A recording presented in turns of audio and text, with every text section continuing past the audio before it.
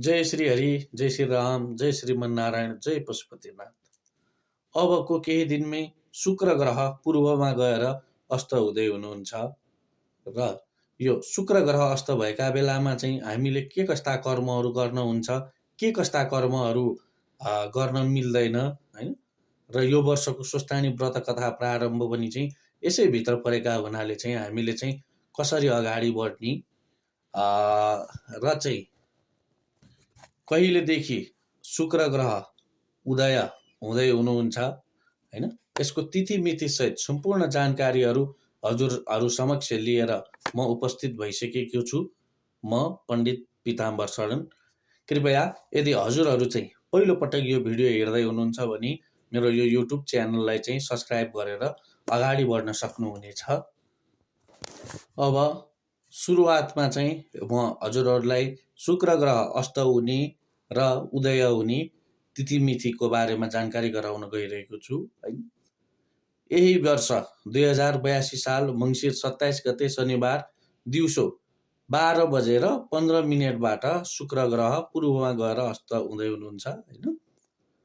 अङ्ग्रेजी तारिकमा चाहिँ 2025 डिसेम्बर 13 तारिकबाट र शुक्र ग्रह चाहिँ पछि गएर 2082 साल माघ 15 गते बिहीबार राति 1:29 जनवरी 29 तारिक 2026 को चाहिँ राति 1:29 चाहिँ पश्चिममा उदय हुँदै हुनुहुन्छ।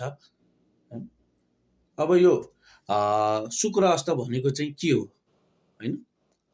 यो शुक्र अस्त भनेको चाहिँ के हो भन्दाखेरि चाहिँ जब ग्रहहरू सूर्यको नजिक पुग्दछन् तब सूर्यका नजिक पुगेका ग्रहहरूको प्रभाव, ती ग्रहहरूको चाहिँ प्रकाश पृथ्वीमा रहेका मानिसहरूलाई महसुस नहुने जुन अवस्था हुन्छ त्यही अवस्थालाई चाहिँ ग्रह अस्त भनेर भनिन्छ र यसलाई चाहिँ ग्रह अन्ध पनि भनेर भन्ने गरिन्छ हैन।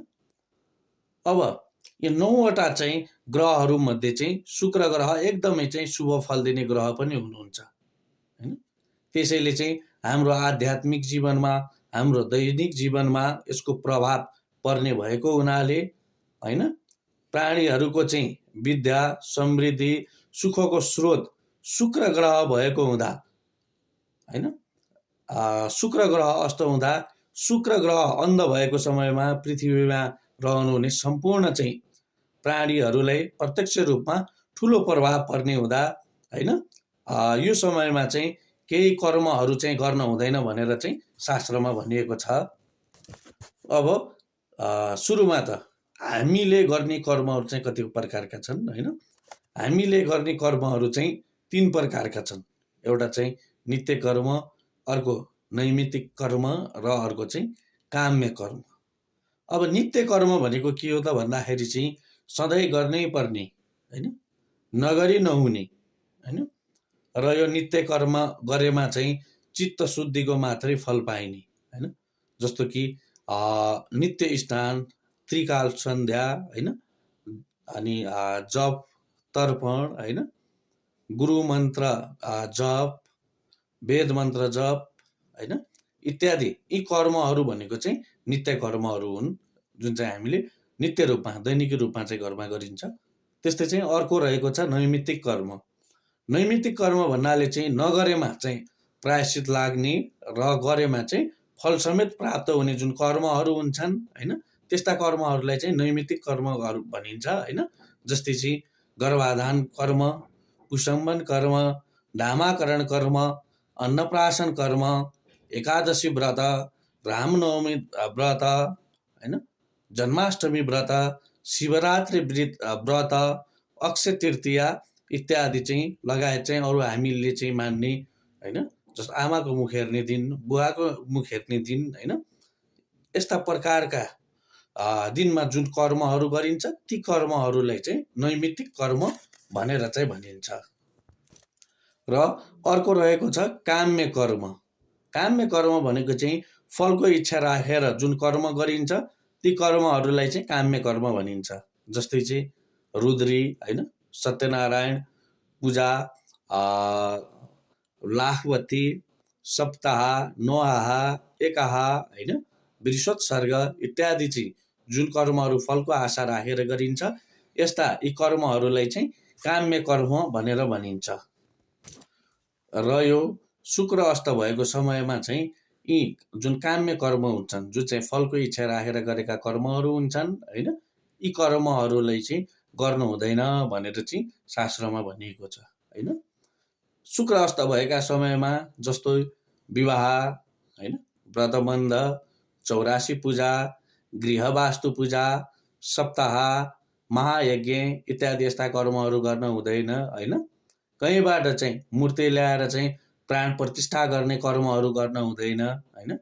कुनै चाहिँ नयाँ मन्दिरको शिलान्यास गर्न हुँदैन होइन। जस्तो कि गृह प्रवेशका कर्महरू पनि चाहिँ यस समयमा गर्न हुँदैन होइन। नयाँ घरको चाहिँ शिलान्यास कर्म पनि चाहिँ यो समयमा गर्नु हुँदैन होइन। तर यदि चाहिँ पहिल्यै शिलान्यास भएको होइन र काम चाहिँ निरन्तर रूपमा चलिरहेको त्यस्तो छ भनेपछि चाहिँ काम गर्न सकिन्छ, अगाडि बढ्न सकिन्छ होइन। तर चाहिँ नयाँ भने चाहिँ शिलान्यास गर्नु हुँदैन होइन। अनि ग्रह शान्ति जस्तै ग्रह जप, लघु रुद्री होइन, नयाँ व्यवसायको उद्घाटन इत्यादि यस्ता कर्महरू पनि चाहिँ यो समयमा गर्न हुँदैन होइन। तर यदि चाहिँ यो हजुरहरू चाहिँ नयाँ व्यवसायको सुरुवात गर्दै हुनुहुन्छ भने यी व्यवसायका आन्तरिक जुन कामहरू छन्, आन्तरिक कामहरू चाहिँ गर्न मिल्छ होइन। र पछि चाहिँ उदय भइसकेपछि ग्रान्ड ओपनिङ गर्न पनि मिल्छ होइन। जस्तो कि कुनै तपाईँको चाहिँ यो समयमा चाहिँ भाकल बुझाउनु हुँदैन होइन। जुन चाहिँ आफ्नो इच्छा राखेर भाकल गरिएको हुन्छ त्यहाँ गएर चाहिँ भाकल गर्न हुँदैन होइन। यदि कुनै तीर्थमा तपाईँहरू पहिलोपटक जाँदै हुनुहुन्छ भने होइन, पहिलोपटक कुनै चाहिँ तीर्थ पनि जान मिल्दैन होइन। यदि पहिलोपटक तपाईँ चाहिँ कुनै मन्दिरको दर्शन गर्दै हुनुहुन्छ भने पहिलोपटक कुनै मन्दिरको दर्शन गर्न पनि चाहिँ हुँदैन होइन। यदि चाहिँ पहिले दर्शन गरिसकेको चाहिँ मन्दिर छ, यदि चाहिँ पहिले गइसकेको तीर्थ छ भनेपछि चाहिँ हजुरहरूले चाहिँ मन्दिर दर्शन गर्दा हुन्छ होइन।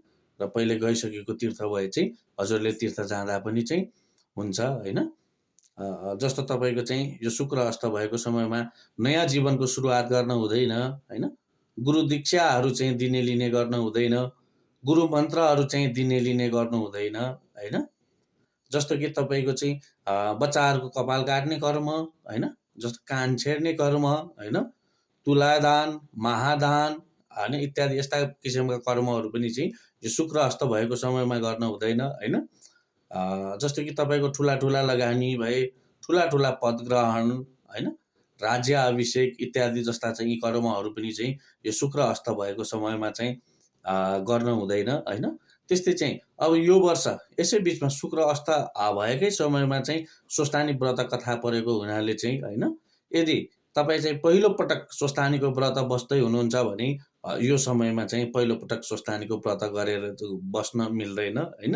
यदि चाहिँ पहिले गरी आएको भए चाहिँ पहिले गरी आएको खण्डमा चाहिँ स्वस्थानीको व्रत बस्न पनि मिल्छ होइन। त्यस्तै चाहिँ जुन अन्य व्रतहरू हुन्छ जस्तो सोमबारको व्रत, शुक्रबार व्रत, मङ्गलबार व्रत होइन, आइतबार व्रत, शनिबार व्रत होइन, यस्ता किसिमका व्रतहरू यदि हजुरले चाहिँ पहिल्यैबाट चाहिँ सुरुवात गरिसक्नु भएको छ भनेपछि यी व्रतहरू चाहिँ गरेर अगाडि बढ्नु होला। यी व्रतहरू गर्न मिल्छ होइन। तर नयाँ व्रतको चाहिँ सुरुवात गर्न होइन र चाहिँ व्रतको चाहिँ साङ्गे चाहिँ गर्न हुँदैन होइन।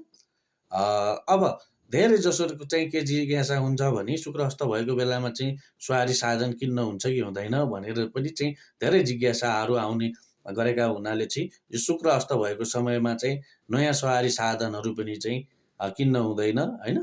जस्तै चाहिँ यदि केही ठुलो लगानी गर्दै हुनुहुन्छ होइन भने चाहिँ ठुलो लगानी पनि गर्न हुँदैन होइन।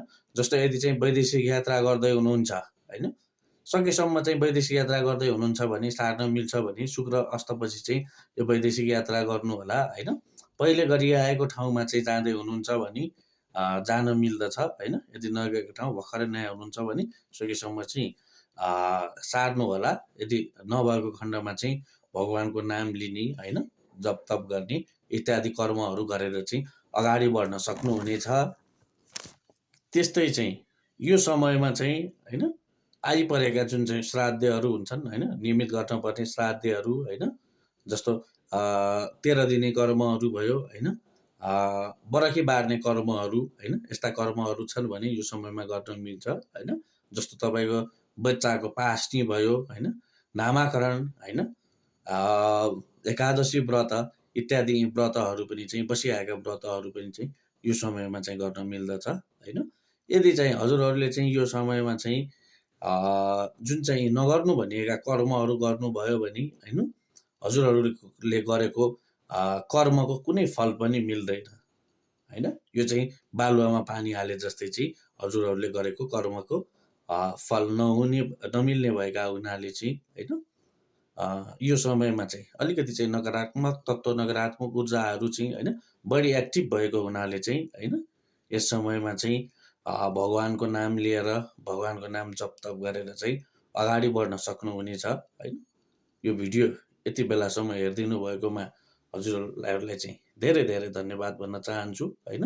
र भिडियो कस्तो छ जस्ताको तस्तै प्रतिक्रिया दिन सक्नुहुनेछ र हजुरका केही जिज्ञासाहरू भए कमेन्टमा चाहिँ जिज्ञासाहरू छोडिदिनु होला होइन। म हजुरका जिज्ञासाहरूको चाहिँ उत्तर दिने प्रयास गर्नेछु। जय श्री हरि, जय श्री राम, जय श्रीमन्नारायण, जय पशुपतिनाथ।